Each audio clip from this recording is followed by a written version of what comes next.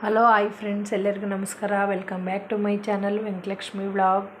ನೋಡಿ ಫ್ರೆಂಡ್ಸ್, ಇವಾಗ ಅಂಗಡಿಯಿಂದ ಬಂದು ನೋಡಿ ಮನೇಲಿ ಎಲ್ಲ ಕೆಲಸ ಆಯಿತು. ನೋಡಿ ಅಂಗಡಿ ಪಾತ್ರೆ ಎಲ್ಲ ವಾಶ್ ಮಾಡಿಟ್ಬಿಟ್ಟೆ. ನೋಡಿ ರಾತ್ರಿ ಹೊತ್ತೇ ಕಿಚನ್ ಎಲ್ಲ ಕ್ಲೀನ್ ಮಾಡ್ತೀನಿ, ಇಲ್ಲಾಂದರೆ ಬೆಳಗ್ಗೆ ಹೊತ್ತು ಮಾಡೋಕ್ಕಾಗಲ್ಲ. ಬೆಳಗ್ಗೆ ಹೊತ್ತು ಬೇಗ ಎದ್ದೋಳು ಎಷ್ಟು ಬೇಗ ಇದ್ರೂ ಕೆಲ್ಸಕ್ಕೆ ಹೋಗೋಕ್ಕೆ ಲೇಟ್ ಆಗಿಬಿಡುತ್ತೆ. ಇದು ನನ್ನ ಡೈಲಿ ರೊಟೀನ್ ಕೆಲಸ. ಇದು ಏನು ಮಾಡೋಕ್ಕಾಗಲ್ಲ, ಲೇಟ್ ಆದರೂ ಪರವಾಗಿಲ್ಲ ಅಂತ ಹೇಳ್ಬಿಟ್ಟು ನೈಟಲ್ಲೇ ಫುಲ್ ಎಲ್ಲ ಕ್ಲೀನ್ ಮಾಡಿಬಿಡ್ತೀನಿ. ನೋಡಿ ಎಲ್ಲ ಕ್ಲೀನ್ ಮಾಡಿದ್ದೀನಿ. ಟೈಮ್ ಬಂದ್ಬಿಟ್ಟು ನೀವು ನೋಡ್ಬೋದು, ಕರೆಕ್ಟಾಗಿ 12 ಗಂಟೆ 3 ನಿಮಿಷ ಆಯಿತು ಟೈಮ್. ಇವಾಗ ಕಿಚನಲ್ಲೆಲ್ಲ ಕೆಲಸ ಆಯಿತು. ನೋಡಿ ಬೆಳಗ್ಗೆಗೆ ದೇವ್ರ ಸಾಮಾನು ಎಲ್ಲ ತೊಳೆದಿಕ್ಬಿಟ್ಟಿದ್ದೀನಿ. ಎಲ್ಲ ಕೆಲಸ ಆಯಿತು. ಹೊರಗಡೆನೂ ತೊಳೆದಿಕ್ಬಿಡ್ತೀನಿ, ಯಾಕಂದರೆ ಮತ್ತೆ ಬೆಳಗ್ಗೆ ತೊಳೆಯೋಕ್ಕಾಗಲ್ಲ ಅಂತ ಹೇಳಿಬಿಟ್ಟು ಇವಾಗೆ ನೀರು ಹಾಕಿಕ್ಬಿಡ್ತೀನಿ.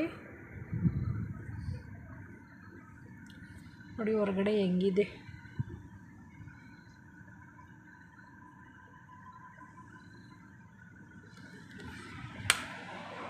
ನಾನು ಲೇಟ್ ಆದರೂ ಪರವಾಗಿಲ್ಲ ಅಂತ ಹೇಳ್ಬಿಟ್ಟು ಒಂದೇ ಸಲ ಇವಾಗೆ ಎಲ್ಲ ಕೆಲಸ ಮುಗಿಸ್ಕೊಬಿಡ್ತೀನಿ, ಯಾಕಂದರೆ ಆಮೇಲೆ ಮಾಡೋಕ್ಕಾಗಲ್ಲ. ಅದಕ್ಕೋಸ್ಕರ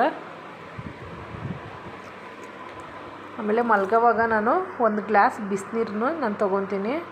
ಒಂದು ಗ್ಲಾಸ್ ಬಿಸಿನೀರು ತೊಗೊಂಡ್ರೆ ಮಲ್ಗೋವಾಗ ತುಂಬ ಒಳ್ಳೆಯದು.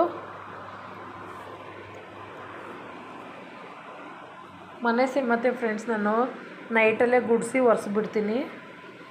ಬೆಳಗ್ಗೆ ಹೊತ್ತು ಟೈಮ್ ಇರಲ್ಲ, ಬೇಗ ಹೋಗ್ಬೇಕಾಗಿರುತ್ತಲ್ವ ಕೆಲಸಕ್ಕೆ, ಅದಕ್ಕೋಸ್ಕರ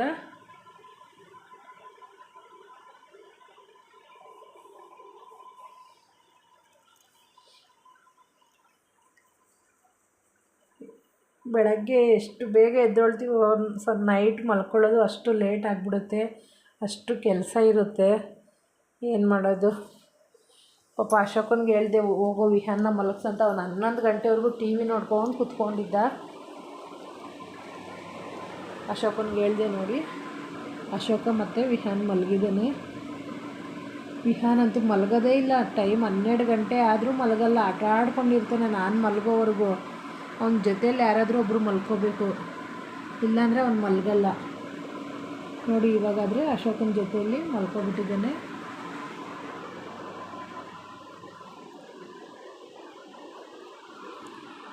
ಆಗೋಯ್ತು 12:10 ಆಗೋಯ್ತು ಟೈಮ್ ಇವಾಗ.